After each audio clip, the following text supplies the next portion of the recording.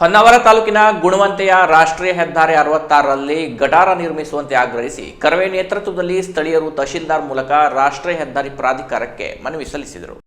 ಶಿವನ ಆತ್ಮಲಿಂಗವಿರುವ ಪಂಚಕ್ಷೇತ್ರಗಳಲ್ಲೊಂದಾದ ಹೊನ್ನಾವರ ತಾಲೂಕಿನ ಗುಣವಂತೆಯಲ್ಲಿ ನೆಲೆಸಿರುವ ಗುಣವಂತೇಶ್ವರ ದೇವಸ್ಥಾನ ಇರುವ ಪ್ರದೇಶದಲ್ಲಿ ಸಮರ್ಪಕ ಗಟಾರ ವ್ಯವಸ್ಥೆ ಇಲ್ಲ. ಐಆರ್ಬಿಯ ಅವೈಜ್ಞಾನಿಕ ಕಾಮಗಾರಿಯಿಂದ ಅಲ್ಲಿನ ಸ್ಥಳೀಯ ಜನರು ತೊಂದರೆ ಅನುಭವಿಸುವಂತಾಗಿದೆ. ಹೆದ್ದಾರಿ ಪಕ್ಕದಲ್ಲಿ ಸಮರ್ಪಕವಾದ ಗಟಾರ ವ್ಯವಸ್ಥೆ ಕಲ್ಪಿಸದೆ ಗಲೀಜ್ ನೀರು ರಸ್ತೆಯ ಪಕ್ಕದಲ್ಲಿಯೇ ನಿಂತುಕೊಂಡು ಗಬ್ಬು ನಾರುವಂತಾಗಿದೆ. ಇದರಿಂದ ಆ ಭಾಗದಲ್ಲಿ ಅಸ್ವಚ್ಛತೆ ಕಂಡುಬರುವಂತಾಗಿದೆ. ಹಾಗಾಗಿ ಐಆರ್ಬಿಯವರು ಶೀಘ್ರವಾಗಿ ಗುಣವಂತೆಯ ಹೆದ್ದಾರಿ ಪಕ್ಕದಲ್ಲಿ ಗಟಾರ್ ನಿರ್ಮಿಸಿಕೊಡಬೇಕು.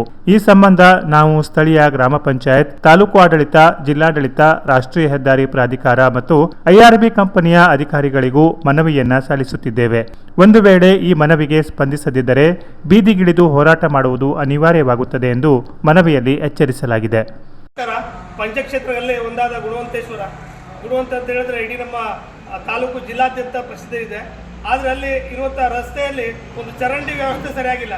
ಹಾಗಾಗಿ ಐಆರ್ಬಿ ಇವರ ಅವೈಜ್ಞಾನಿಕ ಕಾಮಗಾರಿಯಿಂದಾಗಿ ಚರಂಡಿ ವ್ಯವಸ್ಥೆ ಸರಿ ಇಲ್ಲದೆ ರಸ್ತೆಯಲ್ಲೆಲ್ಲ ನೀರು ಹರಿತಾ ಇದೆ. ಬಂದಂಥ ಪ್ರವಾಸಿಗರು ಇರ್ಬೋದು, ಸ್ಥಳೀಯವಾಗಿ ಇರ್ಬೋದು, ಶಾಲಾ ಕಾಲೇಜು ಮತ್ತು ಎಲ್ಲ ವೃದ್ಧರು ಸಹ ಅಲ್ಲಿ ನೀರೆಲ್ಲ ನಿಂತ್ಕೊಂಡಿರ್ತದೆ. ಜನಕ್ಕೆಲ್ಲ ಸಮಸ್ಯೆ ಆಗ್ತದೆ.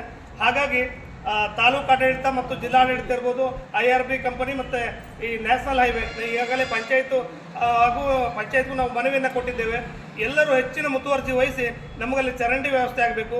ಇದೇ ಥರ ಮುಂದಿನ ದಿನಗಳಲ್ಲಿ ಚರಂಡಿ ವ್ಯವಸ್ಥೆ ಆಗಿಲ್ಲ ಅಂತಂದರೆ ನಾವು ಊರಿನವರೆಲ್ಲರೂ ಸೇರಿ ಅಲ್ಲಿ ರಸ್ತೆಯಲ್ಲಿ ಕೂತ್ಕೊಂಡು ಹೋರಾಟವನ್ನು ಮಾಡಬೇಕಾಗ್ತದೆ ಅಂತೇಳಿ ಈ ಮುಖಾಂತರ ಹೇಳಲಿಕ್ಕೆ ಬಯಸ್ತೇನೆ. ಮನವಿ ಸಲ್ಲಿಕೆಯಲ್ಲಿ ಕರವೇಯ ಮಂಜುನಾಥ ಗೌಡ, ಸ್ಥಳೀಯ ಪ್ರಮುಖರು ಇದ್ದರು. Canara plus news, Honnavar.